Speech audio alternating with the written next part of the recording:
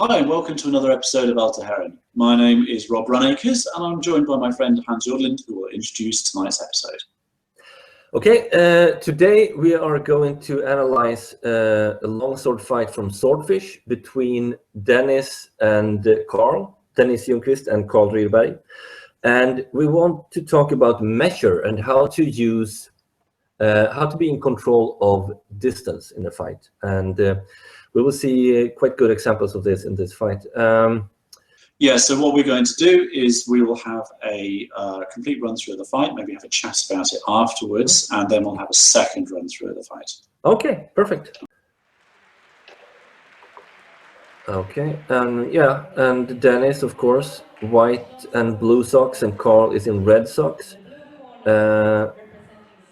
These two guys know each other really well, and you can also see that me and I'm judging and Rob is judging, so we're gonna have a talk, mention some judging things as well that we saw in this fight, because now it's interesting to see that we have a completely different angle from where we were standing in the fight. Very much. We're presented a lot with the fences' backs. At many times, particularly the way that the forms they're using, so it's it becomes quite difficult to spot some things. Well, that's how it's used anyway. Okay, measure. Look at the footwork on these two guys when they and how they keep distance. They don't rush in on anything here. Look how they move. Carl, sorry, Carl moves around a little bit more. Dennis is a bit more linear in his way. But I'd really love to see the way Carl is threatening with a point and move in and out and try different angles. And Dennis, when he attacks, goes mainly for the head. Carl tries to, he also goes for the head, of course, but he also cut in for the arm and then try to take the afterblow, which he's really good at. They train that quite a lot in his club, to take afterblows and parry. They're very good at that. Something I'd just like to point out is that you see Hans and I gave different scores there. See the way that Carl is, he's right foot forwards, so his back is to me, and then Dennis, of course, is left foot forwards, so his back is also to us. So we can't see as well as we would do if they're on the other side. And yeah, that was a process from Dennis.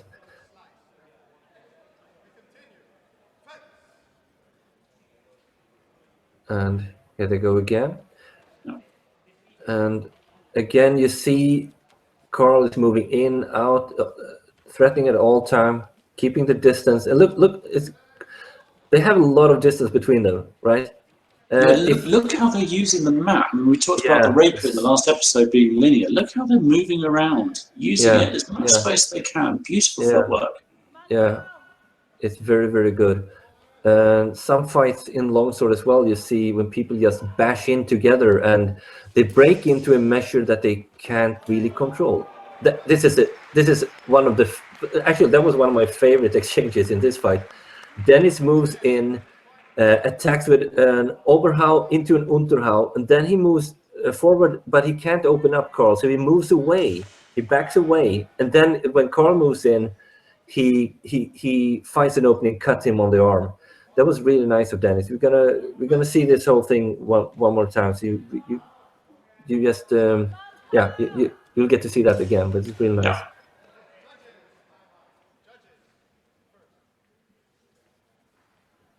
And one thing that comes to mind for me is that I mean, what we do with the weapons is kind of the topping of the ice cream or iceberg or whatever you say. Because if you don't understand measure and distance, it really doesn't matter what kind of what you do with the weapons. It's so absolutely. It's one of the most fundamental things in fencing is to understand measure and always be in control over measure. Because if you lose control over measure, that's when you lose the exchange. Actually, that's when you lose the fight. It's a really intense fight between these two guys, and we're actually gonna see And just to keep on top mentally as well in a fight like this, it's really, really tough. Don't look at the way. Yeah. Ah, lovely.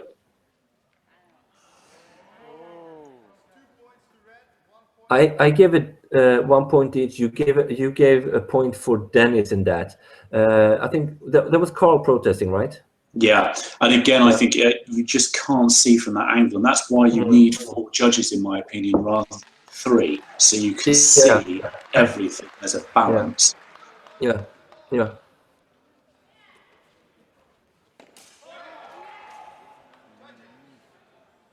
That was the last exchange. Carl went for the lower cut, kind of dropped down his defense at the same time, and Dennis just turned it kind of straight over her down. Now, I thought that was one hit, and you'll see me talking there. I thought he'd gone to the shoulder, and there's you explaining to me that it sheared down the side. And I think this is a really important thing for us to highlight here. Yeah. It's very, very difficult to see all the action from one particular area, and it's very important for us to have a wide range of views, i.e. having 4 judges looking at this. So I don't like having 3 judges on this, because it inevitably, if you have this 2 people fence facing off like that, you will have the fences like so, then you will have 2 people who can see on one side and then 1 person on the other side. And that 1 person may have a more complete view of what's going on. Now, the judges can move, and yes, we can see, but as you and I know, we've been doing judging for a few years now. There is a bias to one side with 3 judges. Less judges I get a problem with, having the referee judge, that can be difficult too.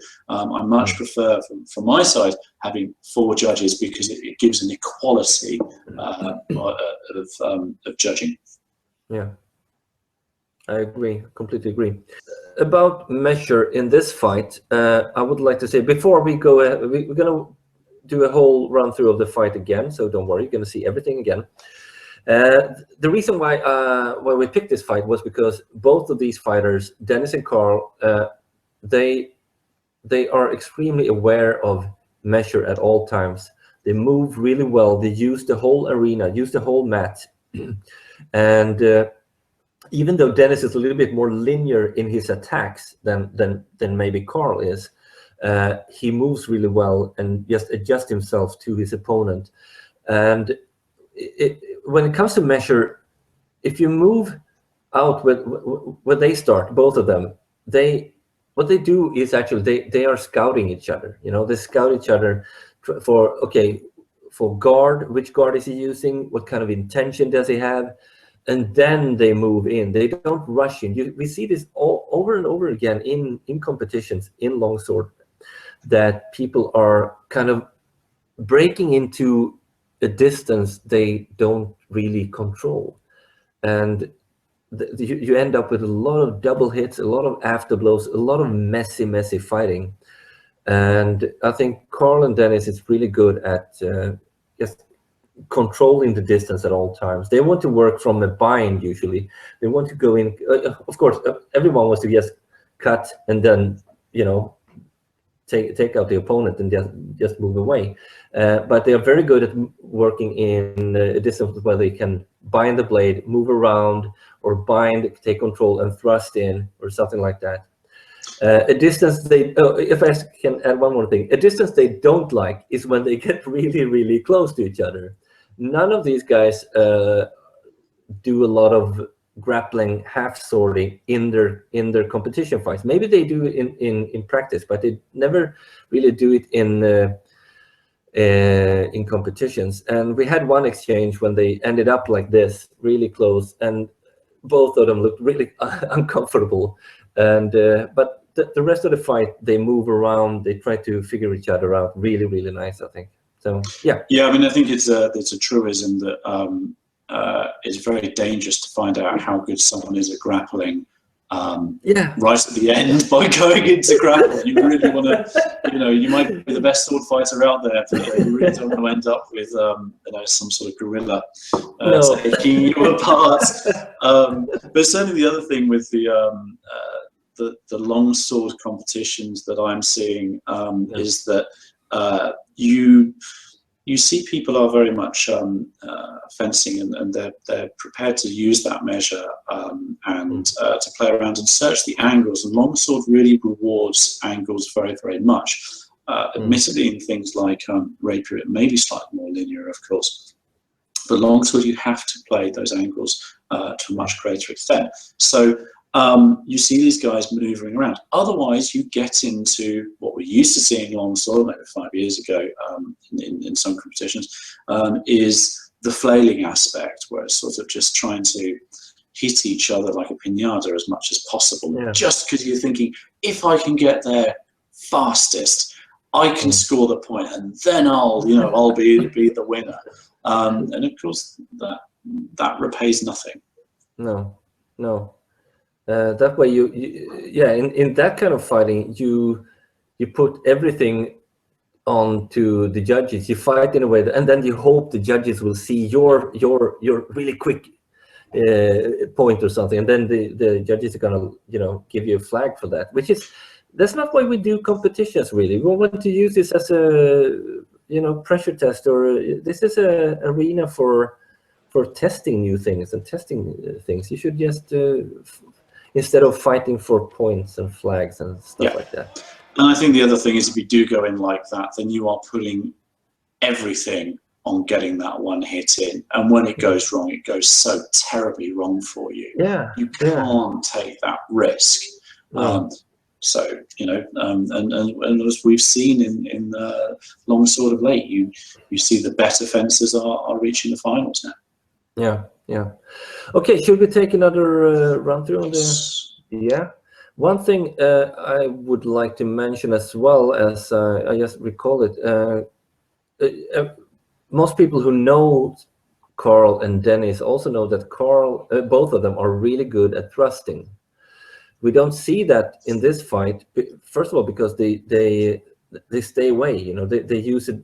They far away. You can't just move in and thrust. Why Carl isn't thrusting in this fight is because he had a leg injury, and he was hit really, really bad by Alexander Stankiewicz from Russia in his first pool fight. So he couldn't really move in that way he wanted. He couldn't get the power he wanted in the thrust. That's why we don't see Carl thrusting. Maybe that's also why we see him move around so much, trying to find angles instead. But just an interesting thing to mention. Okay, let's have a look. Yes. And this is, of course, the semi-final in Swordfish. Dennis won this fight and went to the final, where he met Anders Linnard, and Carl went into the bronze fight against Christian Rukkonen, and Dennis got the silver and Carl got the bronze. So they and everyone who knows these guys, they know that these are, top class, both of them. They are really, really skilled, among the best in the world. So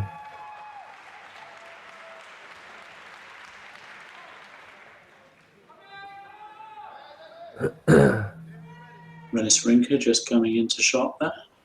Yeah. Very fine judge. Very, very fine judge. And Sverre is a very, very good ref. He did really well this tournament. And I really love to see this. People love to see cool sword bashing together and people hit each other in the head.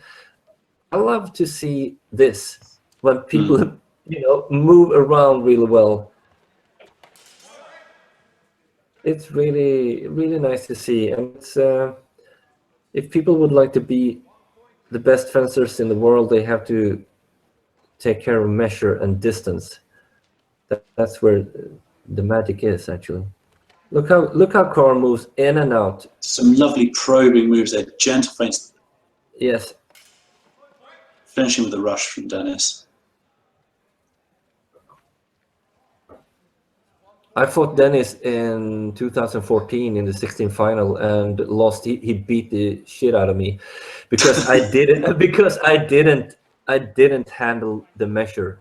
I was way too. I was like 30-40 centimeters too close in that fight, and he used that every time, every exchange, and just went all over me. It was and it was just after the fight that I realized that why I was just way too close. You can't fight someone too close, a guy like Dennis. No.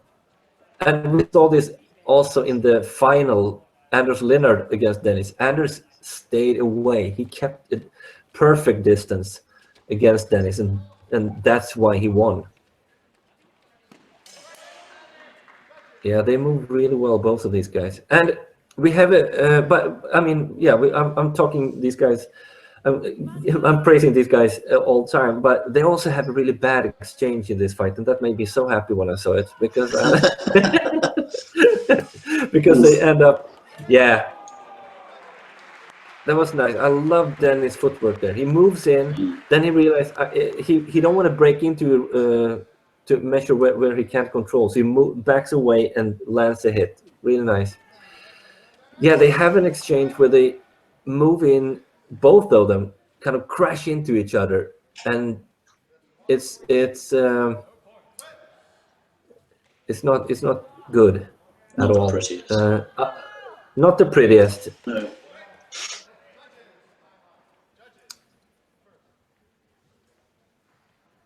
But I Were think you about to give 2 points there?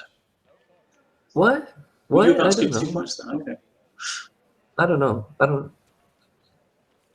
Did it look like that? I didn't see that. Mm-hmm. This, bam! Instead of, I mean, it's really fast, of course, it's really fast. But instead of kind of bash in and then move back and cut down, because it's usually both guys get hit. Instead, when you bash into someone like that, take control over that measure, because being that close is also it's also a distance you have to control. So half swording, grappling situations. We have an out there an episode you can look at if you want to get more inspiration for that, I think. And look at that, they circle each other, use the whole mat. They don't